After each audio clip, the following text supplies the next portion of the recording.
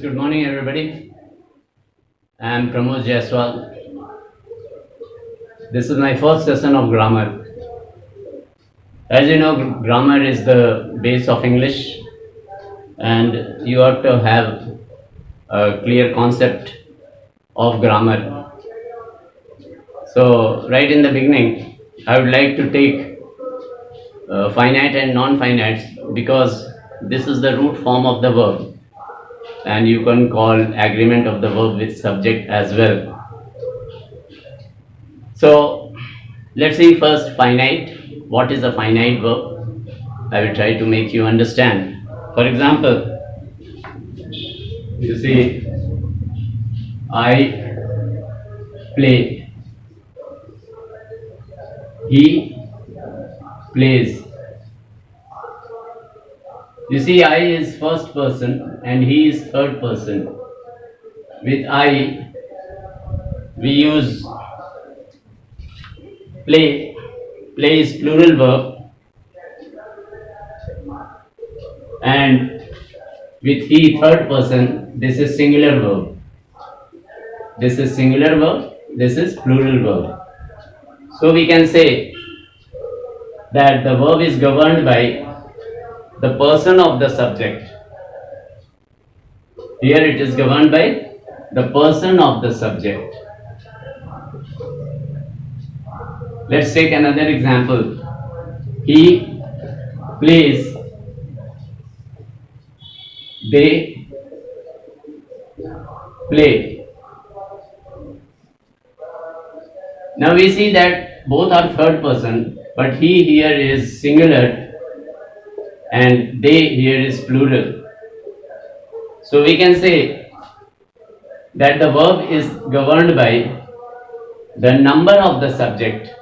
With singular number, the verb is singular, and with plural subject, the verb is plural.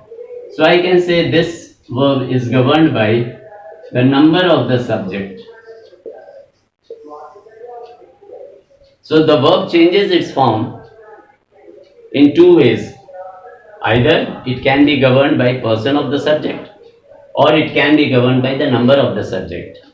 So the verb which is governed by either person or number is called finite verb.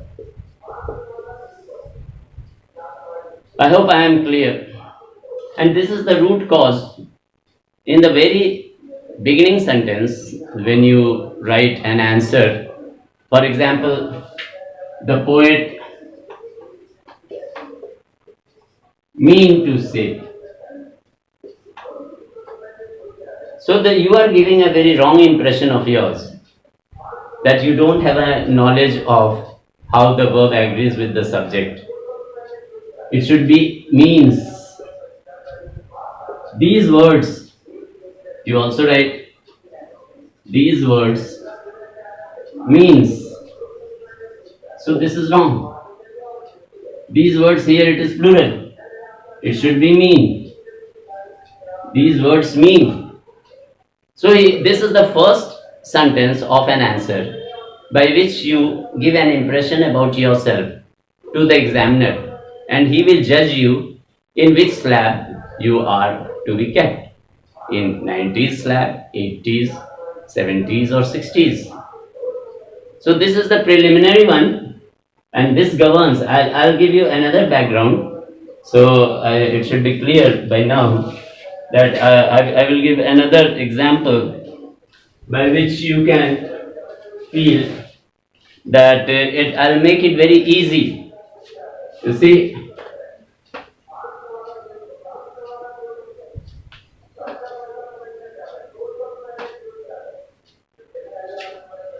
a very fundamental rule. For example, first person, I play, we play. This is first person. You play, he plays, she plays, it plays, John plays. So all these are third person, this is second person, but they play. So mark it, only with third person singular, the verb takes singular form. That means the verb takes S with the subject. It can be anything. The sky looks, the sun rises, the fan moves. Any subject which is singular and third person, it takes S. अब छोटी सी बात बता देता हूं, fundamental यही याद रखना है, आई, वी, यू, दे और प्लूरल सब्जेक्ट को छोड़कर जितने भी सब्जेक्ट आए सभी में वर्ब में एस लगा दो. You won't make mistake. What is the फंडा? आई, वी, यू, दे और प्लूरल, इनको छोड़ के सभी में सब्जेक्ट में you add s to the verb. This funda, इससे मेजॉरिटी जो है you will never make mistake. So I hope this is very clear. Now I shall move to, this is finite, I shall move on to non-finites. What is non-finite? There are a lot of things which comes under non-finite's verb. The first thing is to infinitive.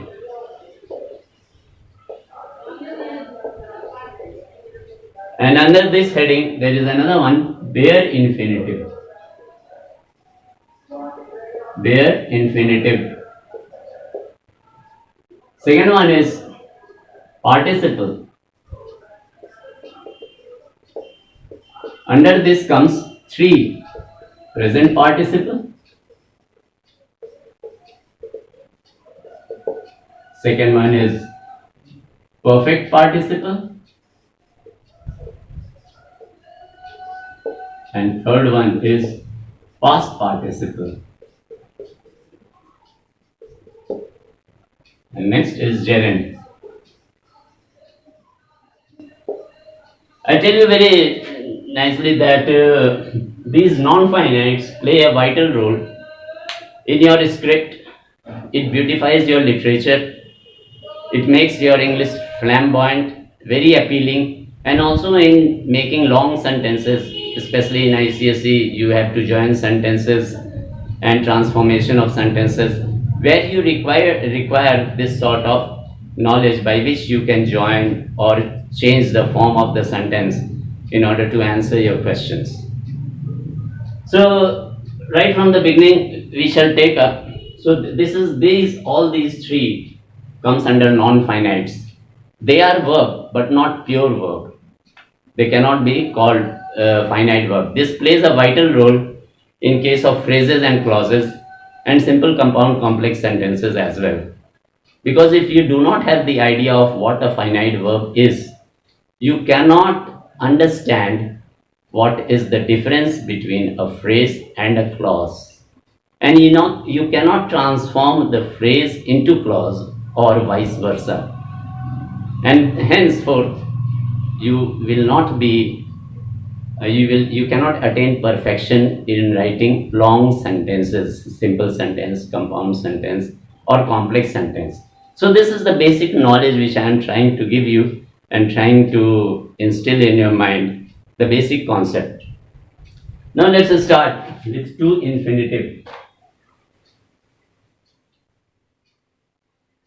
What is to infinitive? For instance, I will give you a sentence.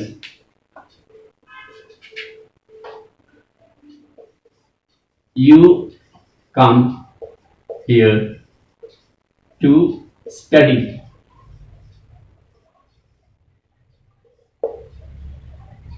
You see, you come, this is finite verb, but this you come has subject you.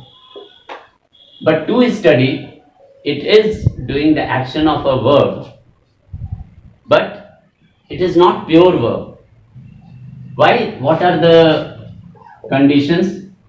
No subject of its own. No subject of its own. Secondly, no change in the form. No change in its form. It does not change. Have you ever heard two studies? No, it cannot be two studies. And it does not, you cannot be the subject of two study. And moreover, but if I say he went to market, he went to he went to market to buy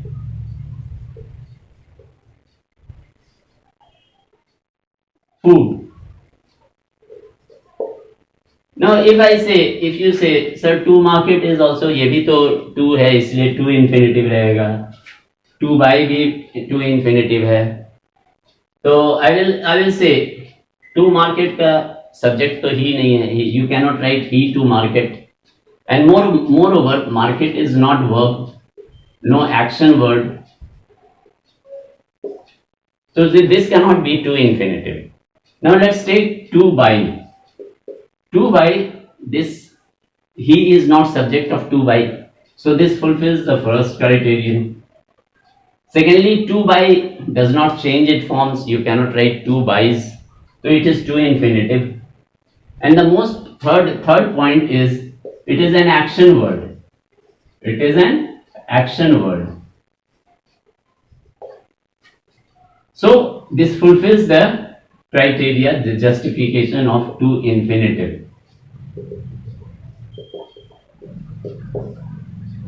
So never confuse that any word which has to will be a to infinitive. No, it's not essential. There are three criteria by which you have to justify that, then you can say it is to infinitive.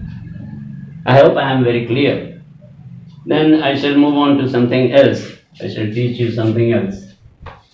That to begin a sentence with to infinitive, for example, to walk in the middle of the street is dangerous.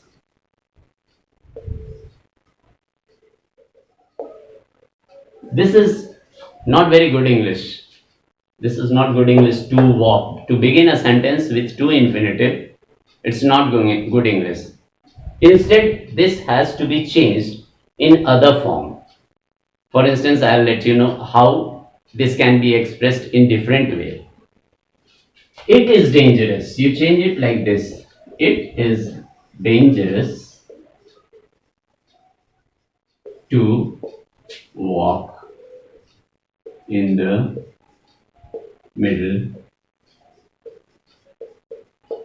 of the street. So you see, to walk comes in between. This is to infinitive. So try never to begin a sentence with to infinitive. This is not good English. Instead, you should start with this one.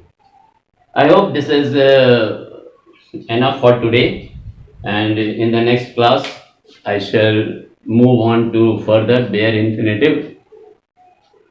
So have a nice time, revise on your own, practice some more questions. So if you like this video, press the logo of like and subscribe for me. Thank you.